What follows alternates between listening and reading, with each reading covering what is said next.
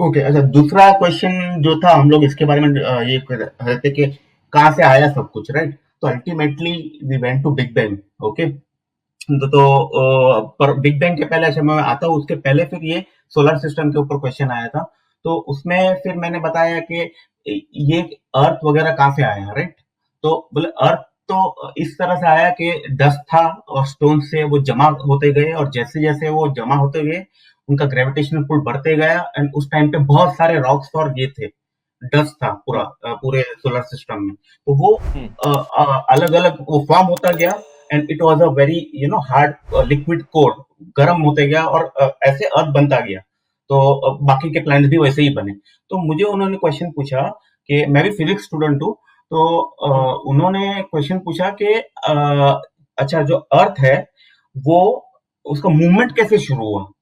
अगर आप बोल रहे हो कि प्लैनेट्स आए, और अभी जो अर्थ का जो है 30 किलोमीटर पर सेकेंड की स्पीड से वो सन के अराउंड रिवॉल्व करता है, राइट? अगर इसकी स्पीड जरा भी स्लो होती तो वो सन के अंदर गिर जाता, अर्थ, ठीक है? और हम्म। अगर उसकी स्पीड जरा भी फास्ट होती तो because of this thing centrifugal force वो सन के ग्रेविटेशनल पुल से बाहर चला जाता। तो जो उसकी स्पीड है एग्जैक्टली जो मेंटेन कर रही है, which because of which it is revolving around the sun। तो उन्होंने ये पूछा कि पहले तो ये जब भी कलेक्ट हुआ तो वो गिरा क्यों नहीं सन के अंदर? वो स्पीड, दूसरा वो स्पीड कैसे चालू हुई, राइट? तो मैं भी सोच के, हाँ, आइडियली तो फिर गिर जाना चाहिए था सन के ग्रेविटेशनल, क्योंकि उस जब भी वो कलेक्ट हो रहा था जब भी तो मूव नहीं हो रहा था वो सन के अंदर, तो वो गिर जाना चाहिए था। और एग्जैक्टली वही स्पीड पे वो सन के वहां कैसे रोटेट चालू हुआ? तो उसका क्या जवाब है? तो जब भी देखें, वो कलेक्ट हो रहा था तो गिर जाना चाहिए था वो। अभी रिसेंटली एक एग्जांपल, जेम्स वेब टेलीस्कोप ने एक एक स्टार और एक प्लैनेट को ऑब्जर्व किया जो कि प्लैनेट अपने सन के अंदर गिर गया। ठीक है, यूनिवर्स में ये बहुत जगहों पे चीजें होती हैं, और हमारे अर्ली सोलर सिस्टम में बहुत से प्लैनेट ऐसे थे जो कि सन से टकरा गए थे, बहुत से प्लैनेट ऐसे थे जो अर्थ से टकरा गए थे। ठीक है, हम्म, आप एक बात समझेंगे, असल में एंड पे प्लैनेट्स हमारे सोलर सिस्टम में स्टेबल ऑर्बिट्स के साथ वो बचे जिनकी किस्मत अच्छी थी, वो बच गए बस। ठीक है, हम्म, और वो फिर स्टेबल ऑर्बिट में थे तो वहां पे लाइफ डेवलप होगी, और आज हम उनमें से एक प्लैनेट पे बैठ के आज हम बैठे हुए हैं, हम ये सोच रहे हैं कि यार ये कैसे हुआ। वो भाई वो आपके लिए नहीं हुआ, वो हो गया इसलिए आप हो। और रीजनिंग को और समझें। और सबसे बड़ी आप बात यह अपने है, हम्म। सॉरी, और सबसे बड़ी बात यह है कि हम उस मतलब के चक्कर से बचे नहीं है, सिर्फ टाइम जोन में है। ठीक है ना, सूनर और later it will get to us. 1 billion years में हम अनइनहेबिटेबल होगा प्लेनेट, बाय द वे, उनको बता देना। राइट, और it will get initially, to us. Initially Venus was more conducive for life for the first billion years I guess. तो उसको but उनको 2 billion years, first 2 billion years के लिए Venus पे लाइफ थी, हो सकता है मोस्ट प्रोबेबली लाइफ थी। और बट अगले 1 बिलियन साल के बाद मार्स जो है, मार्स और टाइटन जो है वो सैटर्न का मून, वो हैबिटेबल बन जाएंगे। बट उनका क्वेश्चन था कि ये मूवमेंट शुरू कैसे हुआ अर्थ का? हाँ, मैं आपको एक अर्थ का सिंपल सी बात बता देता हूं, अर्थ का ऑर्बिट 100% स्टेबल नहीं है, ये गलत फहमी है उनको। अर्थ का ऑर्बिट भी डिके कर रहा है, मगर उसको डिके करने में कितना टाइम लगेगा ये हमें नहीं पता। ठीक है, अब 5 बिलियन ईयर्स बाद तो वैसे ही सूरज की डेथ हो जाएगी, तो इसलिए उस टाइम तो अर्थ ने वैसे ही इसका ऑर्बिट डिके करके निकल जाना है इसने सोलर सिस्टम से। ठीक है, वो सोलर सिस्टम हाँ, का उस टाइम कोलैप्स हो जाना है।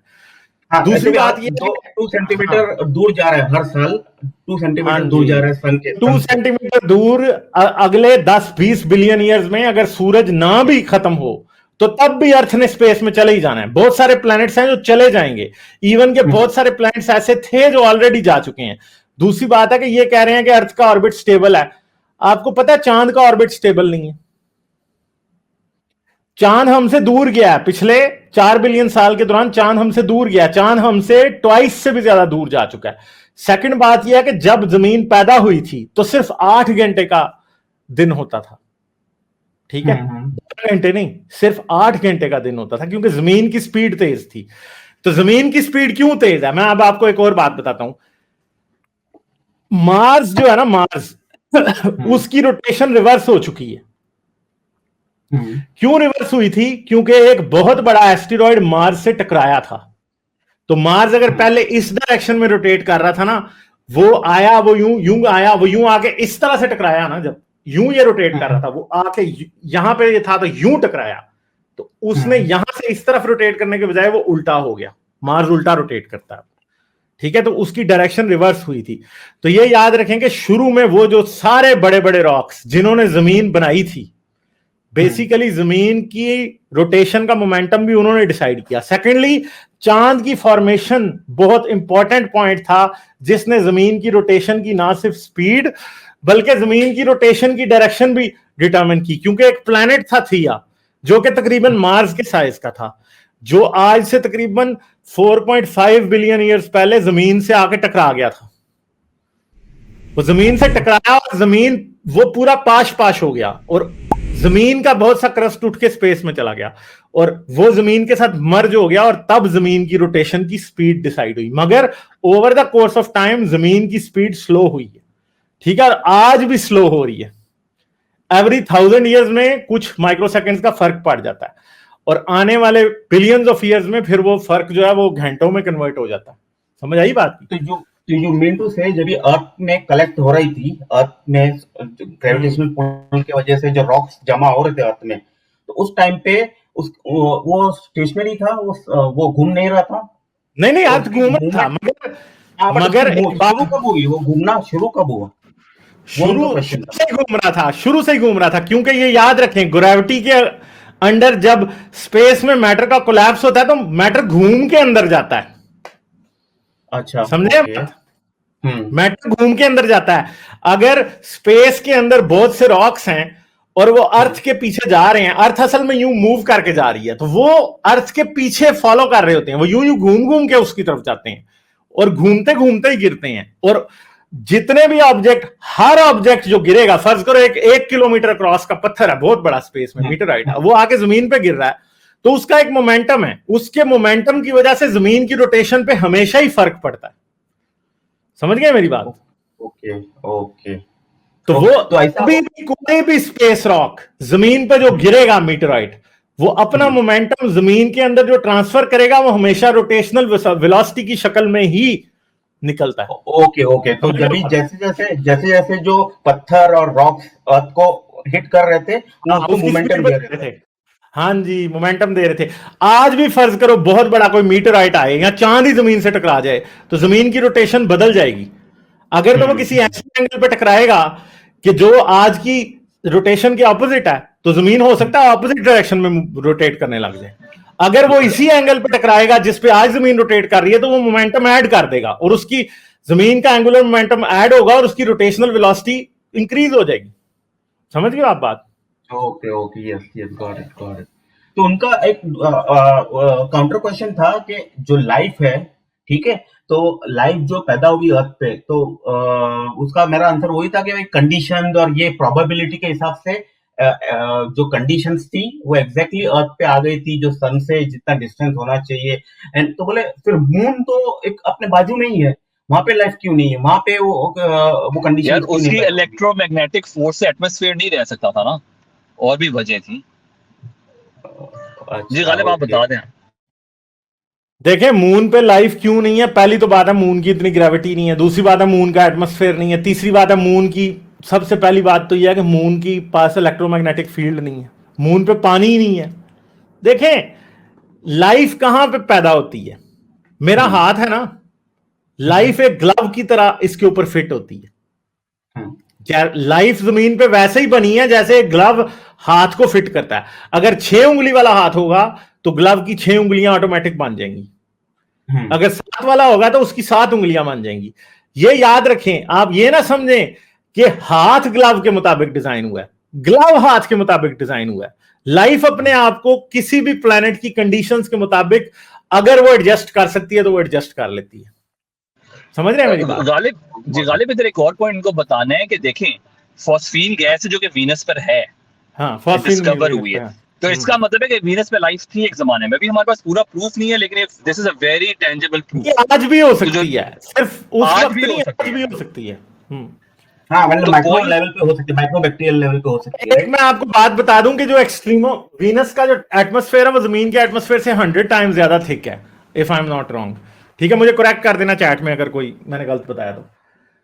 जमीन के ऊपर ऐसे एक्सट्रीमोफाइल लिविंग ऑर्गेनिज्म, माइक्रो ऑर्गेनिजम्स हैं जो कि 100 टाइम्स एटमॉस्फेरिक प्रेशर पे, जिनको कुछ भी नहीं होता, परफेक्टली जिंदा रहते हैं। इसलिए वीनस पे वाकई हो सकती है life, there is a possibility. Phosphine gas है, हाँ जी, टार्डिग्रेड 100% पे 100 टाइम्स एटमॉस्फेरिक प्रेशर पे रह सकता है। बैक्टीरियल लेवल पे लाइफ भी शायद हो सकती है, हो सकती बैक्टीरिया है, माइक्रोऑर्गेनिज्म्स की माइक्रो। लाइफ वीनस पे 100% पॉसिबल है, हो सकती आज। देखो पॉइंट ये कि अभी तक हमने अर्थ पे डिस्कवर किया, क्योंकि हमारा आउटसाइड है नहीं है, लेकिन अगर लेट्स से हम आउटसाइड डिस्कवर कर लेते हैं कि life maybe is not that rare of a phenomena, very likely it's not, मतलब कि हमें अभी तक पता नहीं है फुली, हमारे पास प्रूफ नहीं है, लेकिन अगले 100-200 साल में हमारे पास आ सकता है कि लाइफ इज, ये एक्सेप्शन ही कि अर्थ के ऊपर लाइफ है, life is a by product. Okay, तो अब बाद में क्वेश्चन आया कि ultimately we went to big bang, right? तो उन्होंने फिर ये पूछा कि लाइक बिग बैंग किसने किया, राइट? अच्छा, मैं तो सॉरी जल्दी से बात कर दूं। हाँ जी, क्या करें? जी जी। अच्छा, पहली बात तो है कि जो लाइफ वाकई कोई इतनी अनयूजुअल फिनोमिना नहीं है। आप अपने प्लेनेट पे देख लें कि प्लेनेट बना है 4 अरब साल पहले, तो पहले जो 50 करोड़ साल थे आप उनको निकाल दें, क्योंकि उसके अंदर जो है ना एनवायरनमेंट बिल्कुल भी, उस पर रेडिएशन हो रही थी, बम्बार्डमेंट हो रही थी। उसके बाद आपको लाइफ कब मिलती है? 3.5 अरब साल पहले। लिटरली 50 करोड़ साल में, 500 मिलियन साल में आपको लाइफ मिल जाती है। और ये जो हीमोग्लोबिन वगैरह है, ये एक दफा नहीं, ये 3-3 4-4 दफा इवॉल्व हुई है। हीमोग्लोबिन से मिलते जुलते हैं मॉलिक्यूल्स, उसको हीमोसायनिन कहते हैं। आंख कई दफा इवॉल्व हुई है। तो वो लाइफ मतलब इवॉल्व हो जाती है। वो ग्लव वाली बात है कि जहां पर हाथ होगा ग्लव ऊपर से आ जाएगा। अगर कार्बन बेस्ड नहीं होगा तो वो जो है ना वो सिलिकॉन बेस्ड हो जाएगा, कोई और केमिकल मिल जाएगा। ऑक्सीजन नहीं होगी तो कोई और केमिकल आ जाएगा। दूसरी बात, मैं गालिब आपका शायद फिजिक्स में बैकग्राउंड भी है, और मैंने आपका ओपिनियन लेना है। लोग बार बार बिग बैंग को कहते हैं कि बिग बैंग से सब कुछ शुरू हुआ था। बिग बैंग से सब कुछ शुरू नहीं हुआ था, प्लीज मुझे करेक्ट कीजिएगा। बिग बैंग वो पॉइंट है जहां तक हम पीछे जा सकते हैं, जहां पर हमारे फिजिक्स के लॉज ब्रेक होना शुरू हो जाते हैं, जहां पर हमें क्वांटम मैकेनिक्स और जनरल रिलेटिविटी दोनों कंबाइन होती हैं, और हमें नहीं पता कि उससे what to make sense of that, वहां तो फिजिक्स के लॉज ब्रेक होते हैं, तो हमें ये नहीं पता कि उससे पहले क्या था। बाय नो मीन्स वो स्टार्ट था। इसका आपके बारे में आपका क्या ख्याल है? एग्जैक्टली आपकी बात से मैं एग्री करता हूँ। सब्सटेंशियल निगरा भी आए हैं सर, क्या हाल है? बस ठीक ठाक। गालिब आप कैसे हैं? जबरदस्त सर, आप सुनाइए। बस ठीक ठाक। Hello to everyone on the panel. Hello substantial निगरा, वेलकम सर। Hello, welcome. चलें जी, आप बात जारी रखें गालिब। हाँ जी, तो मेरी बात उनसे ये हुई, तो तो अभी तक की जो थियरी है कि आई मीन अभी अभी एक्चुअली तो फिलहाल तो जो जेम्स वेब टेलीस्कोप ने डिस्कवर किया है कि we have discovered some galaxies which should not have been existing, you know, which started very few million years after the Big Bang. तो वो एग्जिस्ट हो ही नहीं सकती as per the current cosmological model, current standard model है हमारा, उसके हिसाब से नहीं तो now there might be changes in what we think at big bang is the starting point और समथिंग लाइक दैट। बट अभी तक जो हम ये मान रहे थे कि big bang is the starting point, तो उन्होंने बोला कि ये स्टार्ट कैसे हुआ, how did big bang happen, तो बोला वी डोंट नो, राइट? तो हमारे पास प्रूफ नहीं है। तो बोले हम कहते हैं कि अल्लाह ने स्टार्ट किया। तो मैंने कहा कि अच्छा, ये अल्लाह ने स्टार्ट किया, तो आपके अल्लाह को किसने स्टार्ट किया? और अगर अल्लाह को किसी ने स्टार्ट करने वाला है तो उसको किसने स्टार्ट किया? तो उन्होंने मुझे क्या जवाब दिया मालूम है? Just like when you say क्योंकि space and time started at the time of big bang, so just like we can't say कि what is north of north pole, what is north of north pole, similarly we can't say what was before the big bang, what was before the big bang. So in that case what he told me कि जो creation का process itself है वो अल्लाह ने create किया। तो अल्लाह को किसने क्रिएट किया, उसका जवाब जैसे तुम बोलते हो कि what is before the big bang, because time and space existed at the time of came into being at the time of Big Bang. Similarly, creation process अल्लाह ने स्टार्ट किया, so you can't say who created Allah, क्योंकि creation process ही अल्लाह ने start किया। तो उसका क्या जवाब है? चलें सब्सटेंशियल सर, आप इसका जवाब देना पसंद करेंगे? एक सेकंड गालिब, मैं जरा अभी डिस्कशन में अपने आप को रोप इन कर रहा हूँ। मैं थोड़ी देर पहले सुन रहा था, सॉरी एग्जैक्टली क्या बात हो रही है, बिग बैंग की कोई बात हुई है, वो मैंने सुनी है। हाँ जी, वो ये कह रहे हैं बिग बैंग अगर खुदा ने किया तो बिग बैंग इसलिए खुदा ने किया क्योंकि क्रिएशन उससे शुरू होती है, तो बिग बैंग मतलब ये यानी बात क्रिएशन है। प्रोसेस ही अल्लाह ने क्रिएशन स्टार्ट किया। क्रिएटर वाला हाँ, इशू और तो यू कांट क्वेश्चन कि अल्लाह को किसने क्रिएट किया, क्योंकि क्रिएशन प्रोसेस ही अल्लाह ने स्टार्ट किया। तो वो आप क्वेश्चन ही नहीं कर सकते अल्लाह को किसने क्रिएट किया। अच्छा, खैर ये तो हम कई बार डिस्कस कर चुके हैं। मैं कुछ ये सुन रहा था कि अभी आप ये कोई जेम्स वेब के थ्रू जो नया डेटा आ रहा है, उसके अंदर जो डेटा के अंदर जो अपैरेंटली लगता है कि बहुत अर्ली अपीयरेंस आ रही है कुछ गैलेक्सीज की, मैसिव गैलेक्सीज गैलेक्सीज की, वो अपैरेंटली आपको फोर्स कर रहा है कि आप बिग बैंग के टाइम को पीछे पुश करें। तो उसमें मेरी गालिब आपके साथ तो मेरी इस पर डिस्कशन हुई है रिसेंटली ऑफलाइन।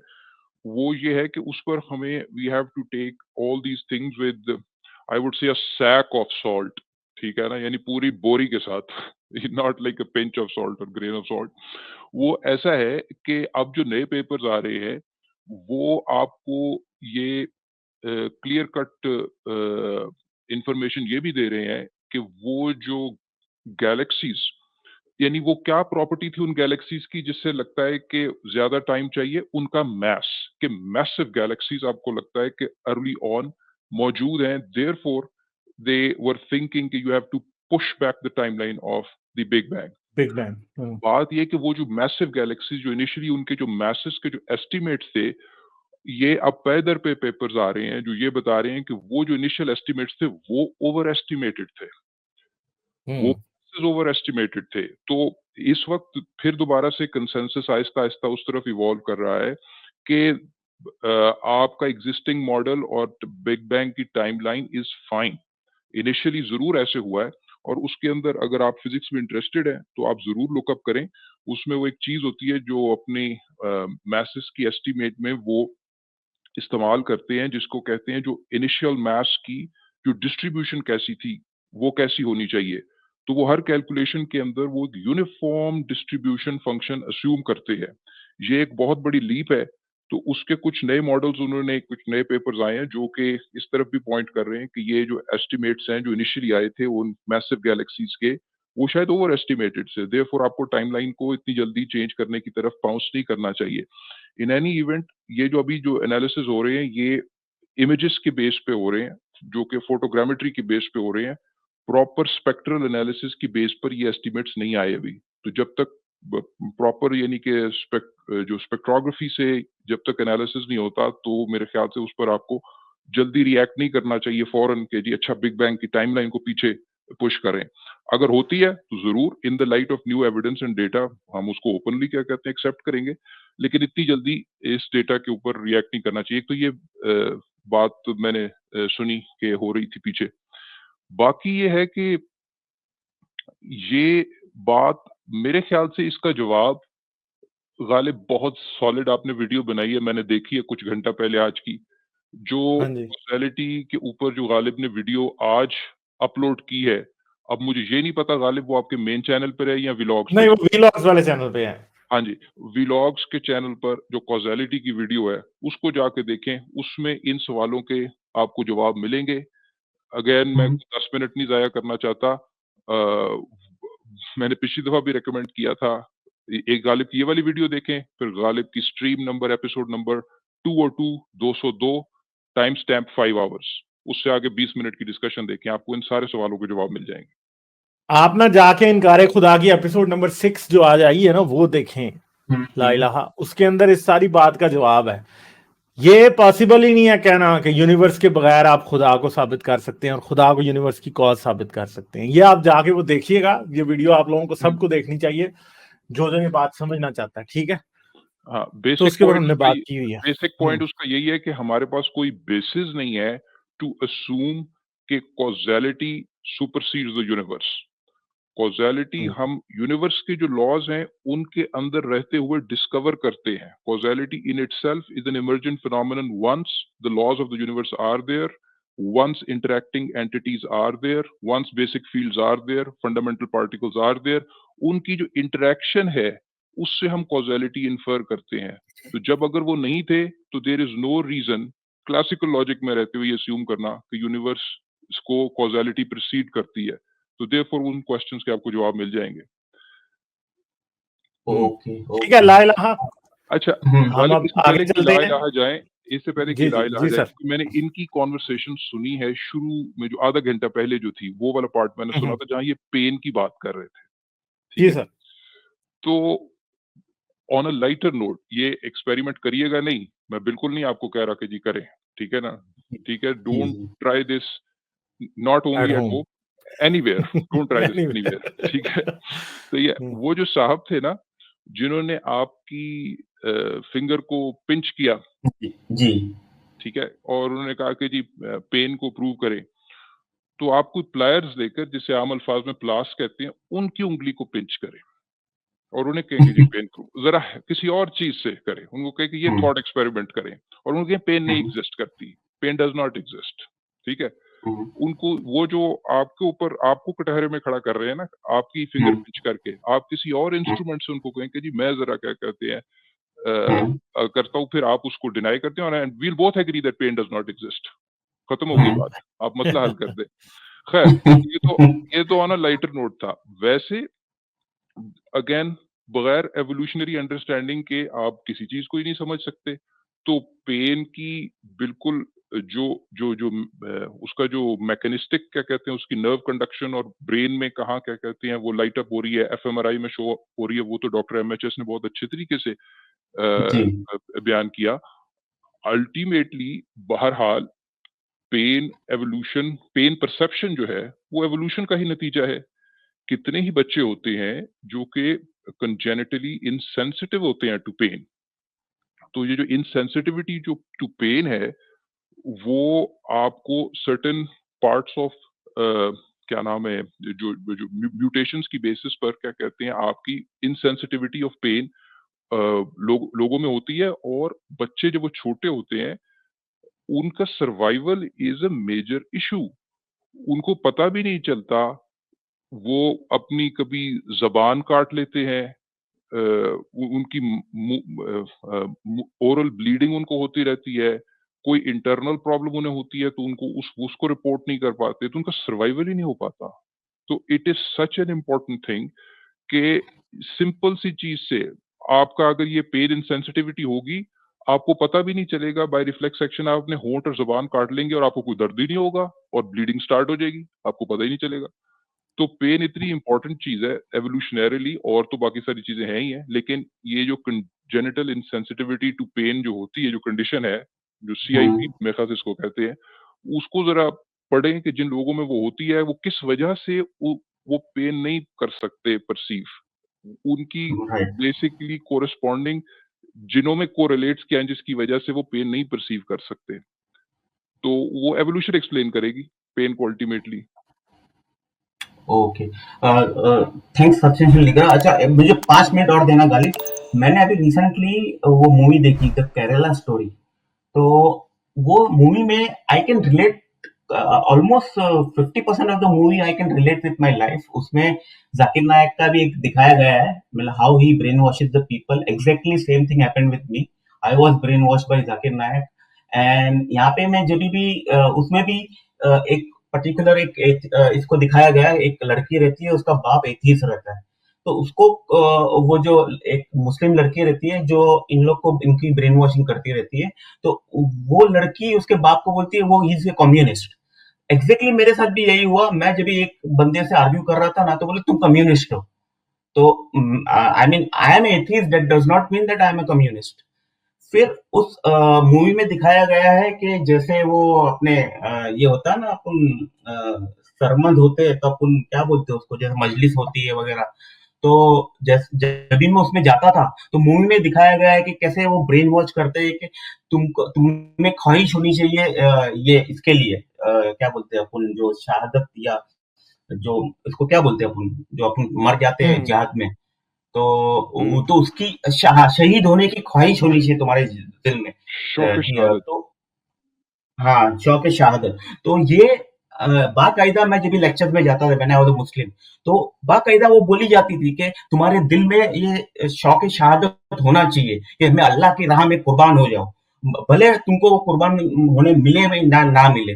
तो exactly I mean I just wanted to say ये मूवी में जो दिखाया गया ना almost 50 to 60% I can relate with my own life what happened to me. देखिए मगर एक बात सोचें, आई एग्री कि एग्जैजरेशन है उसमें, काफी एग्जैजरेशन है, आई एग्री। बहुत ज्यादा सुने तो सही ना। जी जी बोलिए। क्या आज बजरंग दल लोगों को इस बात पे ब्रेन वॉश नहीं करता कि वो अगर कोई कॉ स्लॉटर का इल्जाम किसी पे लगे तो उसे मॉब लिंच करो? Agree, 100% agree, I agree with it. किस दिन मूवी बनेगी हिंदुस्तान में इस बात पे?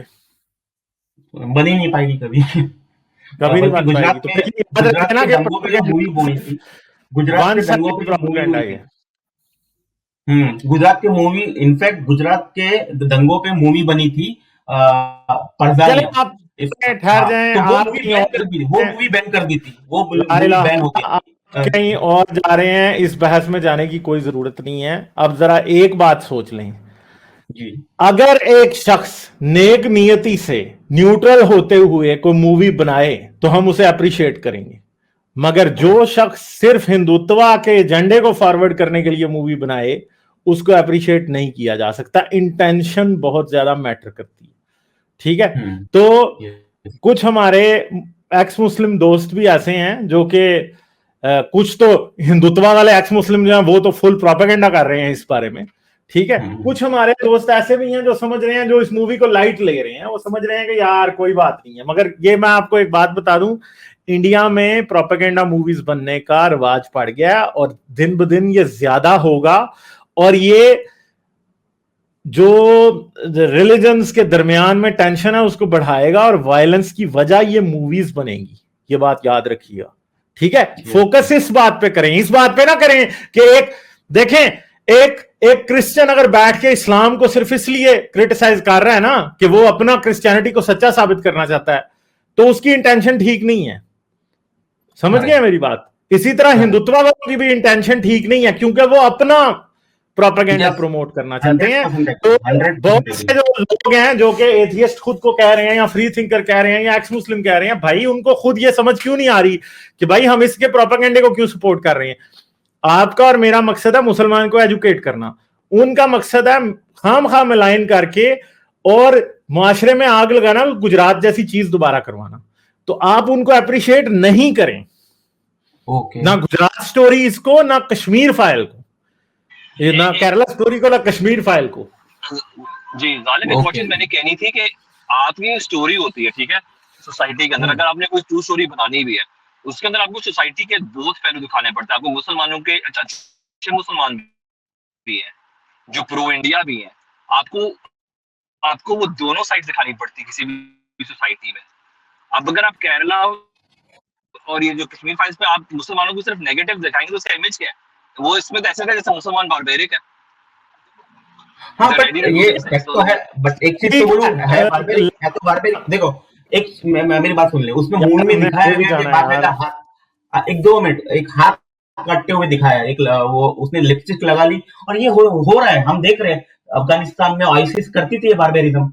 यार आप फिर भी बात नहीं समझे हो, जो मैंने आपको बात समझाई है ना, आप फिर भी वो नहीं समझे हो।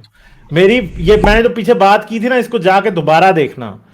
ये बात याद रखें, आप एक्स मुस्लिम हैं, आप इंडिया में मुसलमान ही समझे जाओगे, ये बात याद रखें। और जब सेक्टेरियन वायलेंस होगा तो आपको किसी ने ये नहीं कहना कि तुम एक्स मुस्लिम हो, तुम्हें छोड़ देते हैं। हाँ, मेरी पैंट खोल के मुझे काट डाली। करेक्ट, ये बात समझो। ये जो प्रोपेगेंडा कर रहे हैं वो इसलिए नहीं कर रहे कि वो मुसलमानों को सुधारना चाहते हैं, इसलिए कि वो मुसलमानों के खिलाफ हिंदुओं को उभारना चाहते हैं और एक कत्लेआम कराना चाहते हैं। वो वोट लेना चाहते हैं हिंदू का इस बात के ऊपर। आप उनका मेन मकसद, जो उनके ज़हन में जो उनका मेन प्रॉब्लम है, उसको छोड़ के आप जड़ को छोड़ के पत्तों को पकड़ रहे हो। यार अक्ल करो, छोड़ दो इस बात, ठीक है? हाँ, ओके। इसमें मैं आपको एक चीज बताऊं, मोदी ने ला इलाहा मुझे जाने दे, इधर और लोग हैं यार, 3.25 घंटे हो गए। मोदी ने अभी भी नहीं जाने दे रहे हो। हाँ, मोदी ने इलेक्शन में वो ये मूवी का जिक्र किया था, इनफैक्ट केरला स्टोरी का अपने इलेक्शन कैंपेन में ऑलरेडी। ओके, चलो बाय बाय। और मेरी एक रिक्वेस्ट है आपसे कि ये मूवी का क्लिप लगा देना, ताकि ये मैं उनको दिखा दूं, वो जो मेरी डिबेट हुई था ना, मैं उनको ये वो मैं लगा दूंगा। चलें, ठीक है, ओके, थैंक यू, चलो बाय। लाइक, शेयर और सब्सक्राइब करना मत भूलें। इसके साथ साथ आप मेरे चैनल को पेट्रियन पर सपोर्ट कर सकते हैं। पेट्रियन का लिंक वीडियो की डिस्क्रिप्शन में है।